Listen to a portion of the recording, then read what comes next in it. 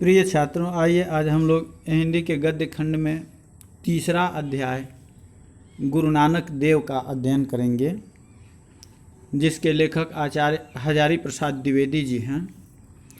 तो सबसे पहले हम लोग आचार्य हजारी प्रसाद द्विवेदी जी का जीवन परिचय देख लेते हैं।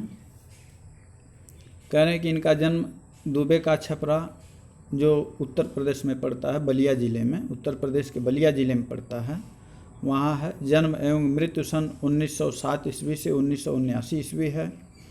पिताजी का नाम पंडित अनमोल द्विवेदी है और माताजी इनकी श्रीमती ज्योतिषमती जी हैं। ये शुक्ल युग के लेखक हैं। भाषा आपकी शुद्ध संस्कृतनिष्ठ साहित्यिक खड़ी बोली है और शैली में विचारात्मक है, समीक्षात्मक है, भावात्मक है, व्यंग्यात्मक है, उद्धरणात्मक है और गवेषणात्मक है। ये शैलियाँ हैं इनकी। तो आइए कह रहे हैं कि आचार्य हजारी प्रसाद द्विवेदी जी का जन्म सन 1907 ईस्वी में बलिया जिले के दुबे का छपरा नामक ग्राम में हुआ था। उत्तर प्रदेश में पड़ता है बलिया जिला, और बलिया जिला में पड़ता है एक है दुबे का छपरा गांव है। उसी गांव में आचार्य हजारी प्रसाद द्विवेदी जी का जन्म सन 1907 ईस्वी में हुआ था।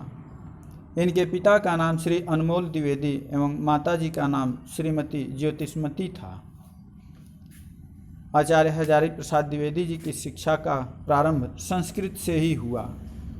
इंटर की परीक्षा उत्तीर्ण करने के बाद इन्होंने काशी हिंदू विश्वविद्यालय से ज्योतिष तथा साहित्य में आचार्य की उपाधि प्राप्त की। सन 1940 ईस्वी में हिंदी एवं संस्कृत के अध्यापक के रूप में शांति निकेतन चले गए।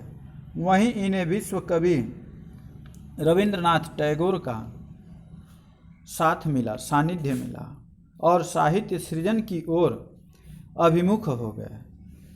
सन 1956 ईस्वी में काशी हिंदू विश्वविद्यालय के हिंदी विभाग में अध्यक्ष पद पर नियुक्त हुए। कुछ समय तक पंजाब विश्वविद्यालय में हिंदी विभागाध्यक्ष के रूप में भी कार्य किए। सन 1949 ईस्वी में लखनऊ विश्वविद्यालय ने इन्हें डीलिट तथा सन 1957 ईस्वी में भारत सरकार ने पद्म भूषण की उपाधि से विभूषित किया। 18 मई 1979 ईस्वी को इनका देहावसान हो गया। द्विवेदी जी ने बाल्यकाल से ही श्री व्योमकेश शास्त्री से कविता लिखने की कला सीखनी आरंभ कर दी थी। बचपन से ही जो है, बाल्यावस्था से ही इन्होंने व्योमकेश शास्त्री जी से कविता लिखना शुरू कर दिया था। शांति निकेतन पहुंचकर इनकी प्रतिभा और भी अधिक निखरने लगी। कविंद्र रविंद्र का इन पर विशेष प्रभाव पड़ा। बंगला साहित्य से भी ये बहुत प्रभावित हुए। कह रहे हैं कि कविंद्र रविंद्रनाथ टैगोर का इन पर विशेष प्रभाव पड़ा और बंगला साहित्य से भी ये बहुत प्रभावित हुए थे।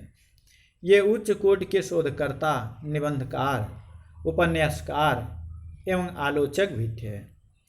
सिद्ध साहित्य, जैन साहित्य एवं अपभ्रंश साहित्य को प्रकाश में लाकर तथा भक्ति साहित्य पर उच्च स्तरीय समीक्षात्मक ग्रंथों की रचना करके इन्होंने हिंदी साहित्य की महान सेवा की। वैसे तो द्विवेदी जी ने अनेक विषयों पर उत्कृष्ट कोटि के निबंधों एवं नवीन शैली पर आधारित उपन्यासों की रचना की है, परंतु विशेष रूप से वैयक्तिक एवं भावात्मक निबंधों की रचना करने में ये अद्वितीय रहे हैं। द्विवेदी जी उत्तर प्रदेश ग्रंथ अकादमी के अध्यक्ष और हिंदी संस्थान के उपाध्यक्ष भी रहे। कबीर पर उत्कृष्ट आलोचनात्मक कार्य करने के कारण इन्हें मंगला प्रसाद पारितोषिक प्राप्त हुआ। इसके साथ ही सूर साहित्य पर इंदौर साहित्य समिति ने स्वर्ण पदक प्रदान किया। हजारी प्रसाद द्विवेदी जी की कृतियाँ इस प्रकार से हैं। निबंध में है विचार और वितर्क, कल्पना, अशोक के फूल, कुटज, साहित्य के साथी, कल्पलता, विचार प्रवाह, आलोक पर्व आदि, ये सभी निबंध हैं इनके। और उपन्यासों में है पुनर्नवा, बाणभट्ट की आत्मकथा, चारुचंद्रलेख, अनामदास का पोथा, ये इतने उपन्यास हैं। अब आलोचना साहित्य देखिए। सूर साहित्य, कबीर, सूरदास और उनका काव्य, हमारी साहित्यिक समस्याएं, हिंदी साहित्य की भूमिका, साहित्य का साथी, साहित्य का धर्म, हिंदी साहित्य, समीक्षा साहित्य, नख दर्पण में हिंदी कविता, साहित्य का मर्म, भारतीय वाङ्मय, कालिदास की लालित्य योजना आदि, ये सभी आलोचना साहित्य हैं। शोध साहित्य में है, खोज साहित्य में है प्राचीन भारत का कला विकास, नाथ संप्रदाय, मध्यकालीन धर्म साधना, हिंदी साहित्य का आदिकाल आदि, ये सभी शोध साहित्य हैं। अनुदित साहित्य में है प्रबंध चिंतामणि, पुरातन प्रबंध संग्रह, प्रबंध कोश, विश्व परिचय, मेरा बचपन, लाल कनेर आदि, ये सभी अनुदित साहित्य हैं। दूसरे साहित्य में से लेकर के अपनी शैली में उन्होंने उसको रूप दिया है। संपादित साहित्य है नाथ सिद्धों की बानियाँ, संक्षिप्त पृथ्वीराज रासो, संदेश रासक आदि, ये सब इनकी कृतियाँ हैं। आज के लिए बस इतना ही है।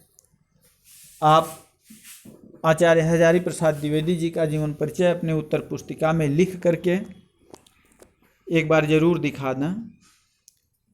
आपका दिन शुभ हो।